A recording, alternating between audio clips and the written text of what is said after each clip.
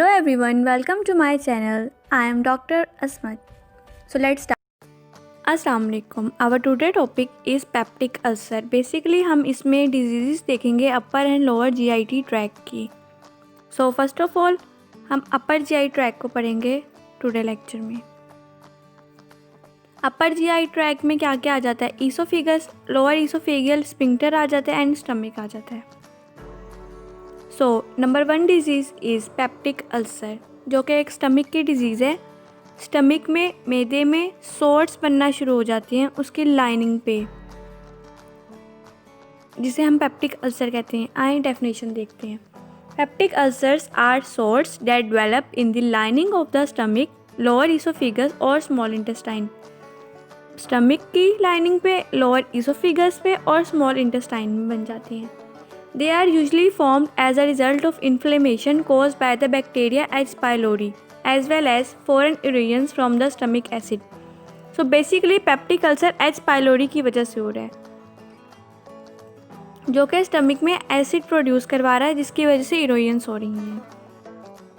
Science and symptoms: changes in appetite, भूख में कमी आ रही होती है या ज़्यादती हो रही होती है. Nausea, vomiting like feelings, bloody और dark stools, unexplained weight loss, indigestion, bloody vomit and chest pain हो रही होती है. ये पेप्टिक अल्सर के साइन एंड सिम्टम्स हैं. उसके बाद इसके रिस्क फैक्टर्स क्या क्या हैं, किसकी वजह से मोस्टली पेप्टिक अल्सर्स हो रहे होते हैं. एच पायलोरी इन्फेक्शन, बेसिकली सबसे बड़ी रीज़न इसकी यही है कि एच पायलोरी इन्फेक्शन की वजह से हो रहा होता है. गैस्ट्राइटिस की वजह से भी होता है. अगर आप पेन रिलीवर्स ले रहे हैं रेगुलरली लाइक एस्पिरिन, ये भी इसका रिस्क फैक्टर है. Use of NSAIDs and corticosteroids, stress, use of tobacco products like cigarette smokers, other disease and conditions, Crohn disease and parasitic infections में भी हो रहा होता है. न्यूट्रिशनल असेसमेंट इसकी किस तरह करेंगे हम? एंथ्रोपोमेट्री में हम इसके वेट में वेट लॉस चेंजेस देख रहे होते हैं. ओबेसिटी एडजस्टमेंट में हम लोग हैंड ग्रिप स्ट्रेंथ देखेंगे, मिड आर्म मसल सर्कमफेरेंस देखेंगे, स्किन फोल्ड थिकनेस देखेंगे.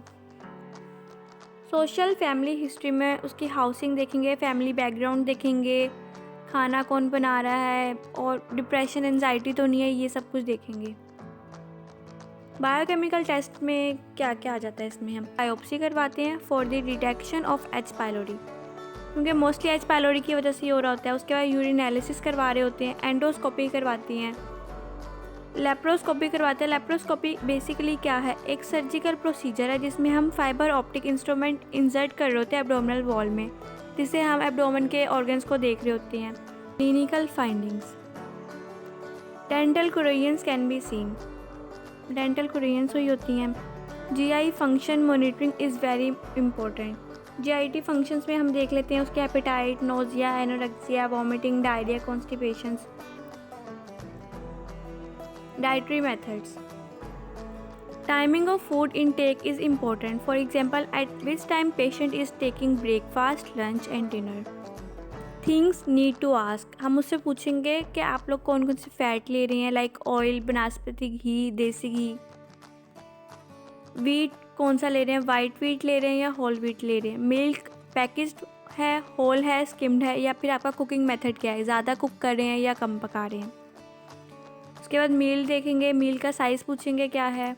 Next, ask about caffeine and tobacco use, because tobacco and smoking भी इसका रिस्क फैक्टर है. Recommendations: pH of a food has little therapeutic importance. Protein foods temporarily buffer gastric secretions, but they also stimulate secretions of gastrin, acid and pepsin. जो protein foods है ना, वो gastric secretions को तो buffer कर देती है, नॉर्मलाइज कर देती हैं, बट ये सिक्रीशंस करवा रही होती है गैस्ट्रिन की, एसिड की एंड पेप्सिन की. सो इसमें भी थोड़ा सा हमें अवॉइड करना पड़ता है, क्योंकि बेसिकली पेप्टिक अल्सर निकला किससे है? पेप्सिन से निकला है. पेप्सिन पहले ही बहुत ज़्यादा सिक्रीट हो रहा है, तो इसलिए. Very large doses of certain spices increase acid secretions and cause erosions, inflammations and the mucosal lining. Spices को कम कर देना होता है. कार्बोहाइड्रेट्स हमने कितने देने हैं पेप्टिक अल्सर वाले पेशेंट को 45 to 65%, जिसमें एडिक्वेट फाइबर मौजूद हो। Fibre 14 gram per day. 0.8 to 1 ग्राम पर केजी बॉडी वेट हमने उसको प्रोटीन देनी है। फैट कितना देना है? Low to moderate. High fat meals को हमने अवॉइड करवाना है। नेक्स्ट इसमें विटामिन B12 का मेजर रोल है। Lack of intrinsic factor and gastric acid result in malabsorption of this vitamin. Okay. Iron and calcium. Low acid states may influence absorption because gastric acid enhances bioavailability. Next, amino acids. L-glutamine 500 mg देंगे, helps heal an inflamed, irritated gut lining. L-glutamine क्या करता है? Inflammation को cure करने में help करता है, healing करता है। Histidine effective in treating ulcers in digestive tract. Amino acids में हम 2 बेसिकली इंक्रीज़ करवा देंगे डाइट में, L glutamine and histidine. Supplements. Bilberry क्या करता है? गैस्ट्रिक म्यूकस सिक्रीशंस को इंक्रीज़ करवा देता है। Probiotics such as lactobacillus acidophilus, lactobacillus salivarius, lactobacillus rhamnosus and bifidobacterium bifidum have been shown to exert direct inhibitory effects on H pylori. ये सारे probiotics भी एच पायलोरी को इनहिबिट करते हैं। Green tea and black currant oil भी हम increase करवा देंगे डाइट में, जो कि एच पायलोरी को इरेडिकेट करने में, रिमूव करने में हेल्प कर रहा होता है। Liquorice reduce ulcer pain. Phenolic fractions of ginger and ginger hydrolysed phenolic fractions of ginger.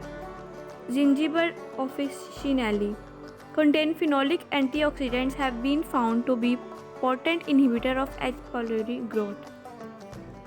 So हम लोग ये supplements दे सकते हैं. So if you have any question regarding to peptic ulcer, ask freely. This is all about today's lecture. Thank you very much for watching my video. Like, subscribe and share this video. Thank you.